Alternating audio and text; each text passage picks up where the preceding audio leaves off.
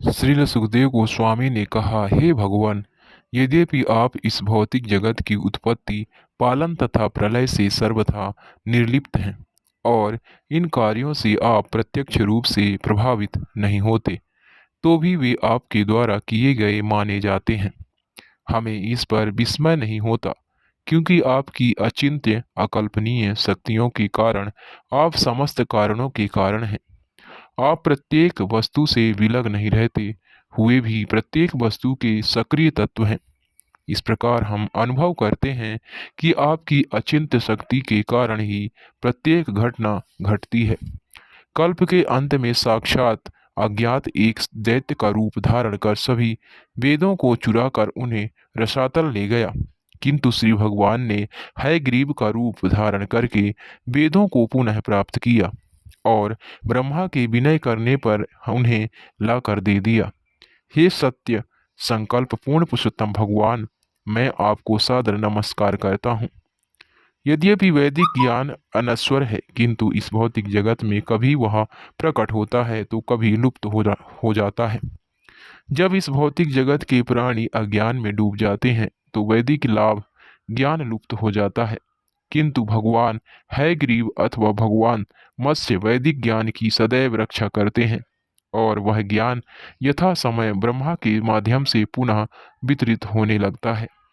ब्रह्मा ही श्री भगवान के विश्वास पात्र प्रतिनिधि हैं। अतः जब उन्होंने वैदिक ज्ञान कोश की पुनः याचना की तो श्री भगवान ने उनकी इच्छा पूरी की। श्रील सुखदेव गोस्वामी आगे कहते हैं, हे राजन, भगवान नरसिंह हरिवर्ष नामक भूभाग में वास करते हैं। मैं श्रीमद् भागवतम में आगे 7वें स्कंध में आपको बताऊंगा कि प्रहलाद महाराज ने किस प्रकार श्री भगवान को नरसिंह देव रूप धारण करने के लिए प्रेरित किया। प्रहलाद महाराज भगवत भक्तों में विशेष शिरोमणि हैं और महापुरुषों के अनुरूप समस्त उत्तम गुणों के आगार हैं। उनके चरित्र और कर्म से उनके दैत्य वंश के समस्त पतित जनों का उद्धार हुआ है। उन्हें भगवान नरसिंह देव परम प्रिय हैं। इस प्रकार प्रहलाद महाराज अपने समस्त सेवकों तथा हरिवर्ष के समस्त निवासियों सहित भगवान श्री नरसिंह देव की पूजा निम्नलिखित मंत्रोच्चारण द्वारा करते हैं। जयदेव गोस्वामी द्वारा रचित भगवान श्री कृष्ण के दशा अवतारों की स्तुति के प्रत्येक पद्यांश में भगवान केशव नाम आता है। उदाहरणार्थ, केशव धृत नर हरि रूप जय जगदीश हरे, केशव धृत मीन शरीर जय जगदीश हरे तथा केशव धृत मावन रूप जय जगदीश हरे। जगदीश शब्द से समस्त ब्रह्मांडों के स्वामी का बोध होता है।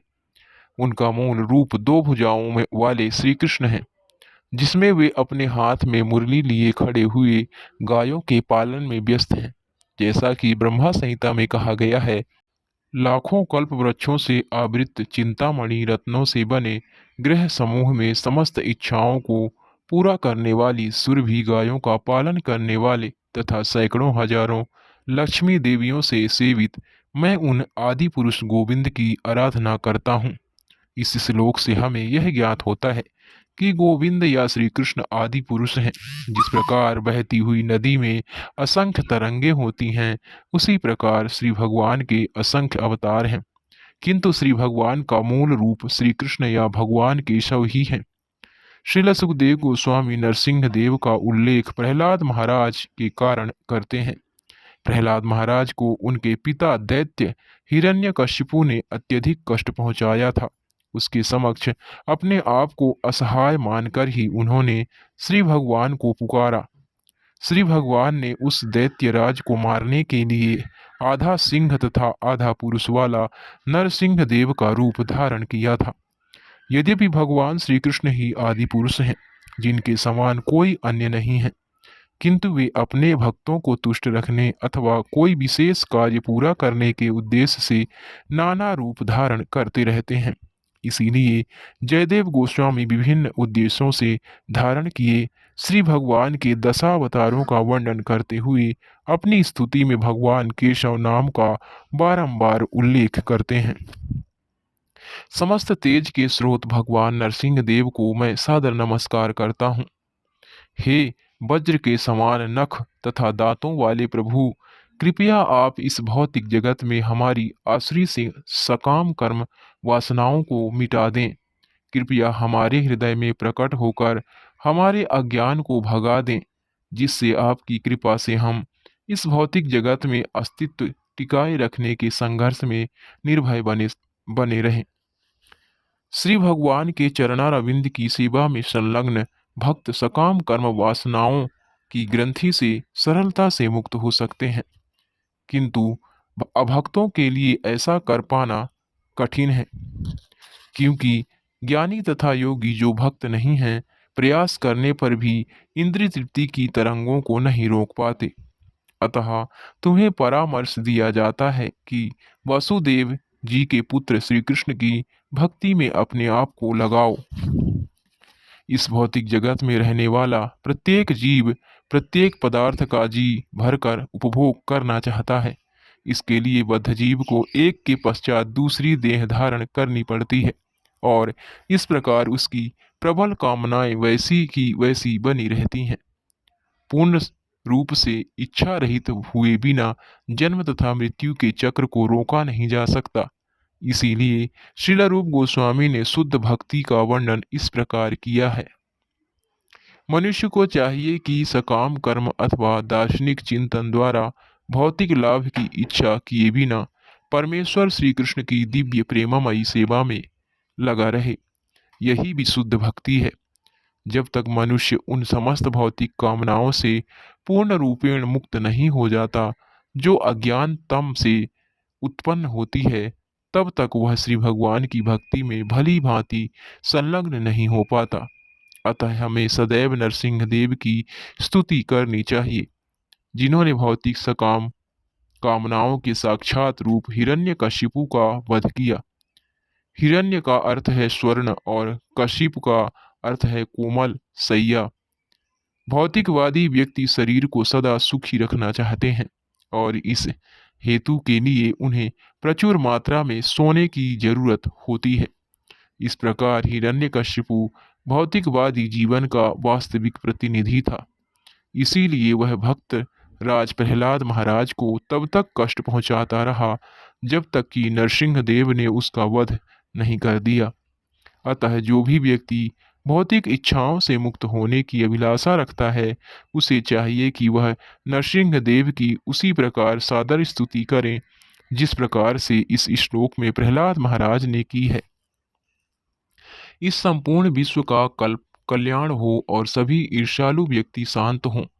सभी जीवात्माएं भक्ति योग का अभ्यास करके प्रशांत हों, क्योंकि भक्ति करने पर वे एक दूसरे के कल्याण का चिंतन कर सकेंगे।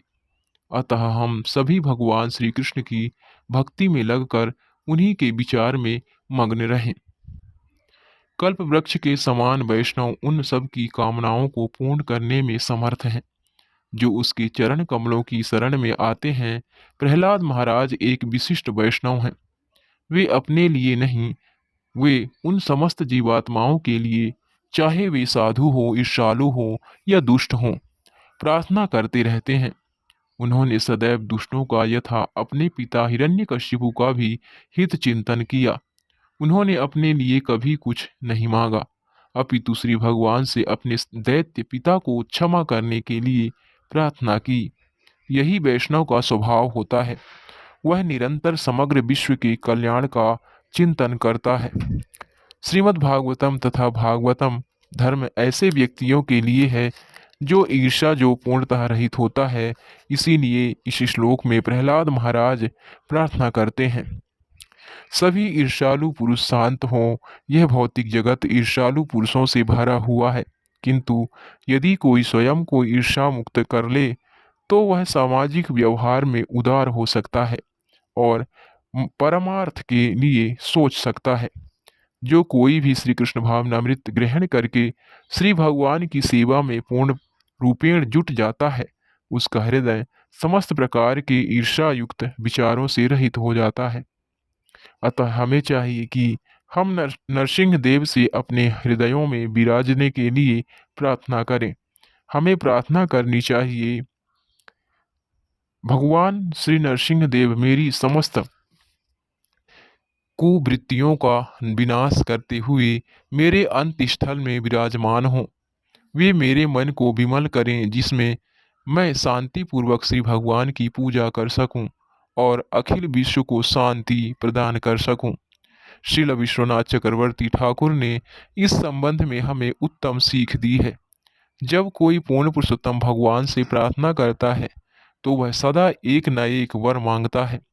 यहाँ तक कि निष्काम भक्त भी कोई न कोई वर मांगता है, जैसा कि श्री चैतन्य महाप्रभु ने अपनी कृति शिक्षाष्टकम में शिक्षा दी है। हे नंद कुमार श्री कृष्ण, मैं आपका सनातन सेवक हूँ, किंतु ना जाने कैसे जन्म मरण के महासागर में गिर गया हूँ। कृपा करके मुझे इस मृत्यु सागर से उबारें और अपने चरण कमल का रजकण बना लीजिए। एक अन्य स्तुति में श्री चैतन्य महाप्रभु कहते हैं, मुझे जन्म जन्मांतर आपके चरण कमलों में विशुद्ध प्रेम और भक्ति प्राप्त हो। जब प्रहलाद महाराज ओम नमो भगवते श्री नरसिंहाय का जप करते हैं तो वे ईश्वर से वर मांगते हैं, किंतु सम उन्नत वैष्णव होने के नाते वे अपनी इंद्रिय तुष्टि के लिए कुछ भी नहीं मांगते। इस स्तुति में उनकी प्रथम अभिलाषा है संपूर्ण ब्रह्मांड का कल्याण हो। इस प्रकार उन्होंने सभी पर, यहाँ तक कि सर्वाधिक ईर्ष्यालु व्यक्ति अपने पिता पर भी दया दिखाने की प्रार्थना की। चाणक्य पंडित के अनुसार ईर्ष्यालु जीवात्मा दो प्रकार के होते हैं, एक तो सर्प और दूसरा हिरण्यकशिपु जैसा व्यक्ति।